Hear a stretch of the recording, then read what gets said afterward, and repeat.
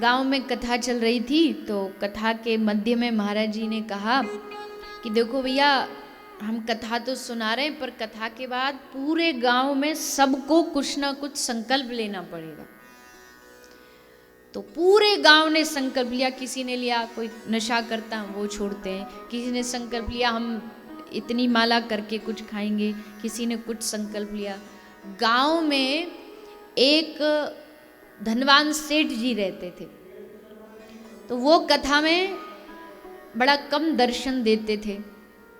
गांव वालों ने कहा, सारे गांव ने तो संकल्प लिया, बस एक सेठ जी रह रहे हैं। तो सेठ जी को बुलाया गया कि सेठ जी आप भी पधारिए और आप भी कोई संकल्प लीजिए। और सेठ जी संकल्प से डरते थे कि हमने एक बार ले लिया तो फिर निभाना पड़ेगा, भैया हमसे नहीं होता ये भजन वजन हमसे। तो महाराज जी बोले चलो भजन नहीं, कुछ भी तुम संकल्प ले लो, तुम्हारे जो मन में आए वो ले लो, छोटा बड़ा पर लेना तो पड़ेगा। गांव वाले बोले हमारी नाक मत कटवाओ, जब पूरे गांव ने लिए तुम अकेले नहीं लोगे तो ये बेचारे पंडित जी कहेंगे कि कथा करने आए इतनी दूर से, सबने संकल्प लिया और इस सेठ जी ने नहीं लिया, तो हमारी इज्जत रखने के लिए आपको लेना तो पड़ेगा। तो सेठ जी ने सोचा जान बचानी है तो कुछ तो बोलना पड़ेगा। सेठ जी बोला अच्छा ठीक है, हम एक संकल्प लेते हैं, हमारे घर के सामने कुम्हार रहता है, हम जब तक उसका मुंह नहीं देख लेंगे हम कुछ खाएंगे पिएंगे नहीं, ये संकल्प लेते। अब सब पहले तो इस संकल्प पे हंसे कि ये भी कोई संकल्प है, इससे क्या मिल जाएगा इनको। पर महाराज जी ने कहा कि चलो यही सही, तुम अगर यही लेना चाहते हो तो यही संकल्प सही। तो सेठ जी घर आए, बस एक बात अच्छी करी सेठ जी ने कि जो संकल्प लिया उसको निभाना शुरू कर दिया।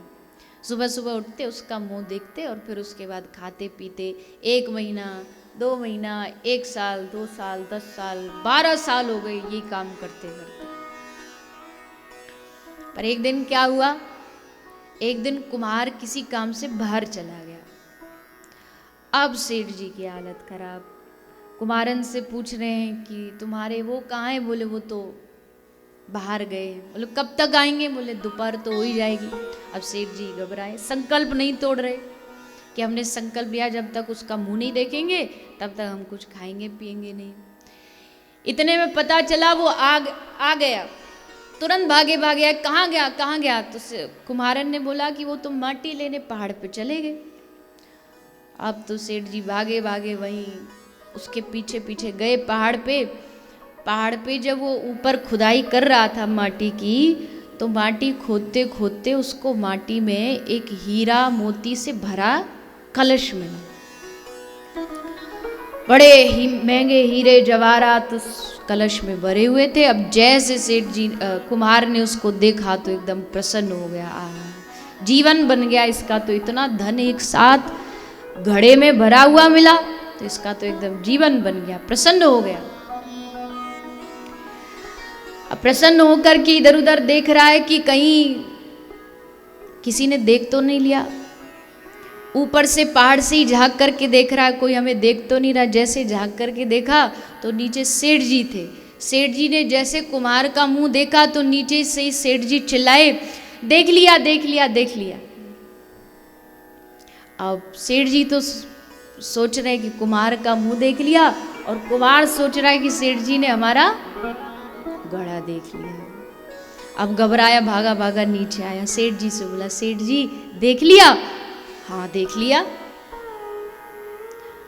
मन में सोचा इन्होंने देख लिया, पूरे गांव में बता दिया तो। बोला सेठ जी अब देख तो आपने लिया, पर किसी को कहना मत, एक काम करो, घड़ा का जो माल है आधा आधा, आधा तुम्हारा आधा हमारा, पर किसी को कहना नहीं। सेठ जी बोले मतलब? बोले मतलब जो आपने देख लिया। अरे क्या देख लिया बाबरे, हम तो तेरा मुंह देख लिया ये बोल रहे। अरे लेकिन कुम्हार था बात का पक्का, सोचा कि चलो आधा इनको देते हैं। तो सेठ जी के मन में क्या आया? सेठ जी के मन में आया, केवल इस कुम्हार का मुंह रोज सुबह उठ के देखते थे तो हमको इतना धन प्राप्त हो गया। सोचो अगर हम भगवान का मुख देखने का या किसी साधु के देखने का मुख देखने का संकल्प ले देते तो अब तक तो हमको भगवान की प्राप्ति हो जाती। बस सेठ जी का हृदय परिवर्तित हो गया, अब तक कोई भजन पूजन करने में मन नहीं था, और अब ठाकुर जी के भजन में, सत्संग में, जहाँ सत्संग हो सबसे आगे सेठ जी पहुंच जाए। हम सत्संग सुनेंगे, हम भजन करेंगे। यानी एक साधारण से संकल्प में इतनी शक्ति है कि भगवान तक जोड़ देगा। तो अगर हम कोई भगवत संकल्प इस कथा को श्रवण करके लेंगे तो उससे तो सारा जीवन ही परिवर्तित हो सकता है।